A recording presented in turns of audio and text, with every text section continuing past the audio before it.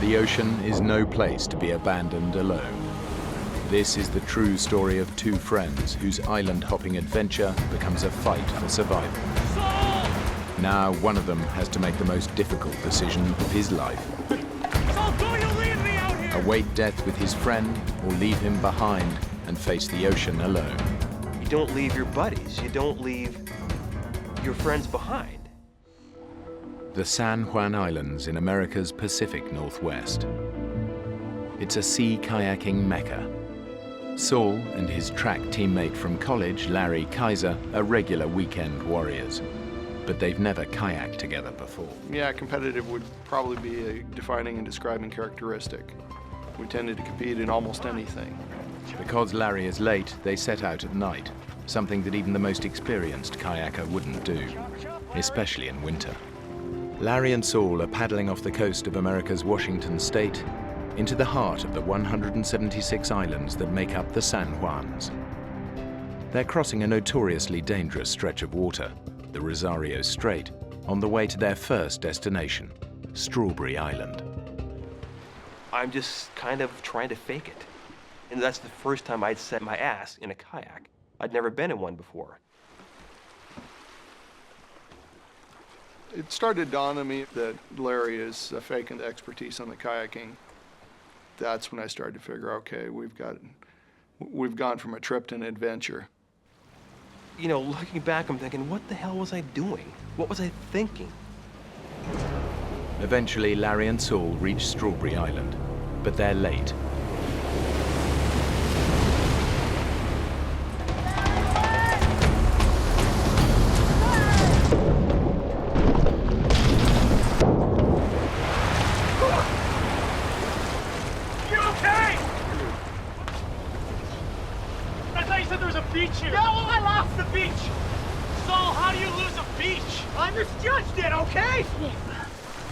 Basically, at this point, I take my dry bag out, and my dry bag is no longer a dry bag. My dry bag is a soaked bag. All my stuff is soaked at this point, everything. Saul knows that in the cold and the wet, Larry's cotton clothes and his sleeping bag will take days to dry. The trip is over. Your stuff won't dry. One of us will end up hypothermic. Larry and Saul are paddling into the jaws of an oncoming storm. The conditions now are dangerous. But if they don't move quickly, Larry and Saul will face far worse. In less than an hour, the tide will turn, and all the water in the channel will surge out to sea, taking them with it. Hey, Saul! Hey, I'm taking on water here! There is a technique for paddling into waves that stops them splashing into the boat. Saul! But Larry doesn't know it. I could sense some panic in his voice. He knew that we had a limited amount of time to get across the channel. We hit a point where when it got really rough, just all our forward progress stopped. I mean, 20 minutes we were roughly halfway, 40 minutes we were roughly halfway. At this point, Larry's boat is so full of water, it weighs over a ton and is impossible to maneuver. I was starting to have these doubts in my mind that we were going to be able to stick together. Your loyalty is to your friends, but then your first loyalty is to yourself. The key for my survival and even his survival was that I make it to shore and get help. I'm very aware of two things. The current is moving Larry further and further away. We got darkness at 3:30, quarter to 4, 4 o'clock in that range. Hey, I need to phone. I need to call 911. This big wave just cracks down and everything stopped. One moment I'm here in this boat full of water, and a second later I'm outside the boat treading water, just like that. I'm starting to have some self-doubt. Did I make the right decision? Where is Larry? Is Larry alive?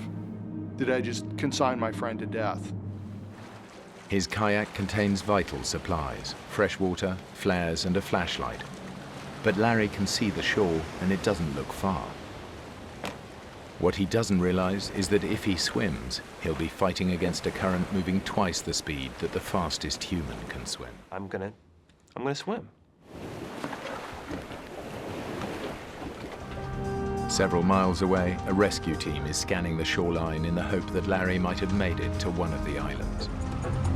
Bravo 6, we have a visual on a red kayak on Burroughs Island. He's on that island somewhere. What more clues could you need? I mean, paddles with the boat, sleeping bags gone, the guy's alive. 8 hours since he capsized, Larry is nearly 4 miles out to sea. But the Coast Guard is still searching the island where they found his boat. Because they found a paddle with it, they assume he must have paddled to shore. What they don't know is that Saul equipped the kayak with a spare paddle. He left a red paddle with his boat. Did you say red paddle? The red paddle's the storm paddle. It's tied to the boat. The boat with nobody in it would still have the red paddle. Did you say red paddle? Yes. No black and white paddle? No. At this point, I'm really going, man, we're in trouble. You realize that somebody that you're fairly close to is no longer here, and you're the one that killed him. Shortly after midnight, the Coast Guard call off the search. They assume that in the morning, they will be looking for Larry's body. I really thought, just end it now. Why even bother with this? And that's when they started thinking about my mom. And I love my parents, I love my dad, I love my family. What do you say? You know, thanks for, being my mom, quote unquote. I mean,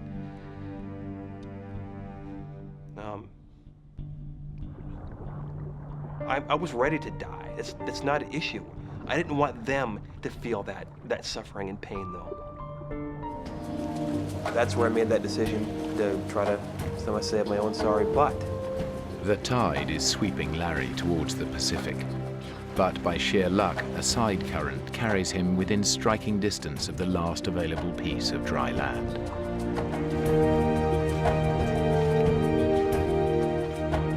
My God, thank you. I come up onto shore and there's this big rock right there, and I just swim up and put my arms around this rock. This is the most beautiful rock I've seen in my life.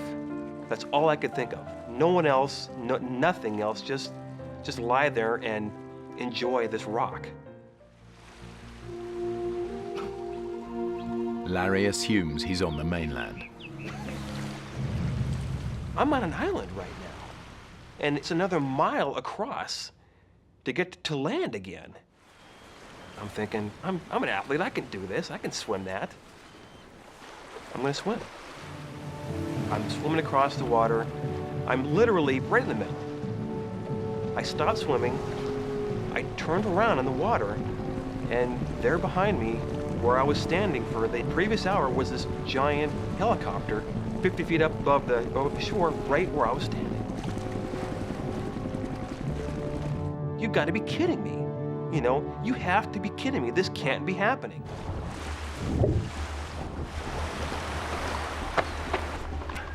Is there anybody here? Hello? Is anybody there? The lighthouse. It was uninhabited. Everything I do is not the right decision.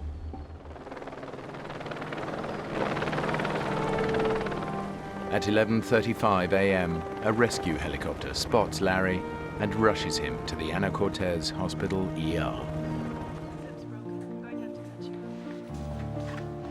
I remember seeing him walk into the room that I was at, and you could tell without him verbalizing his feeling.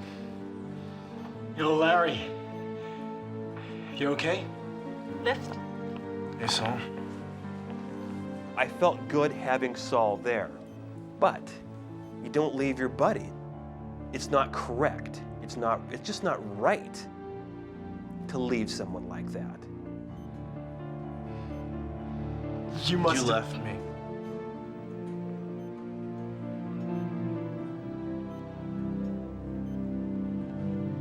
Sorry, go ahead. I'm just glad you're all right. Yeah, me too.